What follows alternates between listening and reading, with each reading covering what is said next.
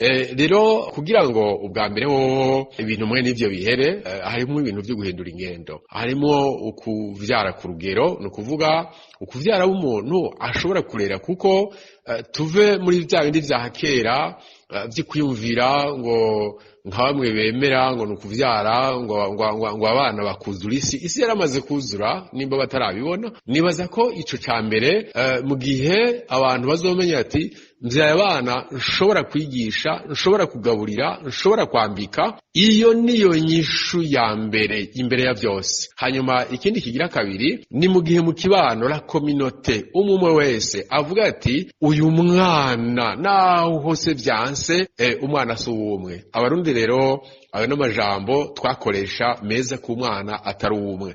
Mu gihe rero bazoba bahinduye bakamenya yuko bategerezwa gutunga urutoki gukurikirana uwo muvyeyi yataye ibanga, uwo muvyeyi atari karakora igikorwa ciwe, aho bizoheza bigende neza. Si umupolisi ategerezwa kuza kuraba ku rugo, si ujejwe intwaro ategerezwa kuza kuraba ku rugo.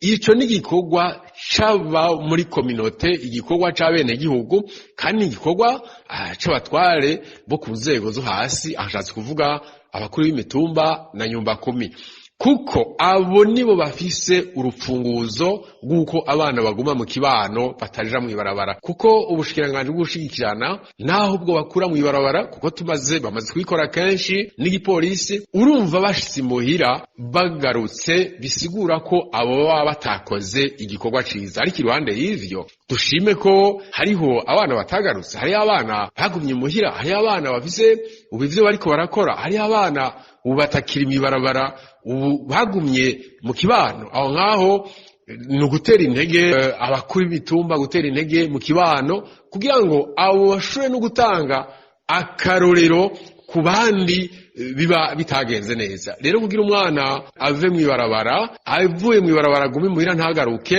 biva ku mpande zitandukanye. Biva ku bavyeyi ubwa mbere na mbere, biva mu kibano, mu bene gihugu ikigira kabiri, biva no ku ntwaro zo hasi, abakuru b'imitumba na banyumba kumi. Abo nibo bafite urupfunguzo rwo kugumiza umwana imuhira.